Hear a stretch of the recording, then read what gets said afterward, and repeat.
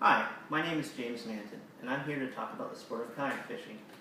The main reason that I really got into kayak fishing was that one day me and my wife were fishing iguana on the bank, and I noticed that there were 50 to 60 kayakers out there, and they were doing really well when they came in. I saw that they had a lot of fish, and this really piqued my interest because you could really get out to the different areas.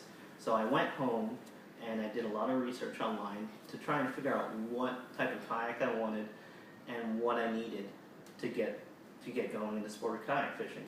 After a couple months I spent looking online, I finally found a kayak on Craigslist for $500 because I didn't want to buy a kayak brand new because they can range up to $1,000 to $1,500 depending on the kayak. And some of the basics that you need for kayak fishing are a paddle, a kayak, a life vest, a milk crate for you to put all your supplies and everything. And what I did is I attached PVC pipe to the back of the milk crate to hold all my fishing rods, which is also something that you need to go kayak fishing. With fishing rods, a lot of the times I use artificial lures to actually catch a fish.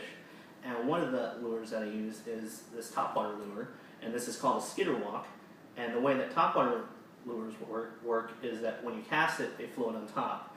And when you work the topwater lure, it goes in a zigzag shape and it imitates a dead fish or an injured fish, and this always gets predatory fish interested in it and they tend to attack it. And it's pretty interesting because when a fish hits the topwater lure, a lot of times they come completely out of the water, and this is pretty amazing to see because you just see this fish explode on this topwater lure.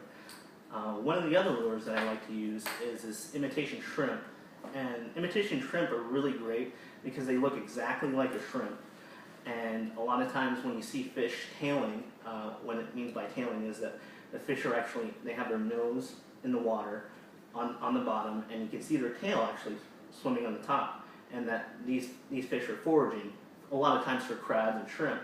And when you see them, you just toss the shrimp out in front of it, give it a couple twitches, and the fish will actually explode on that and hit it. One of the main lures that I really like to use is paddle tails.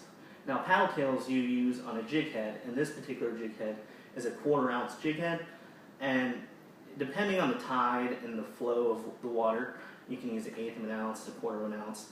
But the paddle tail lure is really great because the tail just goes back and forth, so when you cast it out, you just reel it, and this tail just goes back and forth, giving vibration off.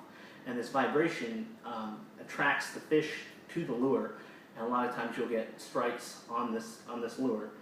And in fact, today I actually caught a redfish on this lure right here, and it was pretty cool because I saw him swimming, and I cast it right in front of him, and he just took it and took off with it. Jacksonville is actually one of the great places to go fishing. According to jackskayakfishing.com, there's over 68 miles of Atlantic Ocean coastline and over 400 miles of river intracoastal waterways and creeks. And there's literally hundreds of different creeks and different waterways for you to explore. And one of the things that I really like about it is that every time you go out and explore a different area, it really opens up and you can find many different creeks that you wouldn't think were there. And Jacksonville is also pretty great because there's about a 6-foot tidal change depending on the tide. So at low tide it'll be dead low, but at high tide it'll be at 6 feet higher. So at dead low tide you can find that it's easier to catch fish at low tide because it concentrates the fish and you can find them easier, and a lot of times they're just waiting to get back into the creeks. And at high tide you can really get back into some of the areas that were just all mud before. And when I interviewed Charlie over at Rick's Bait and Tackle, I asked him why communication was key in kayak fishing. And he said that communication is really great because you talk with one another using either jackskayakfishing.com as a board, and you can find out what works and what fish are actually biting right now. And one of the main things right now that's going on is redfish are tending to school up.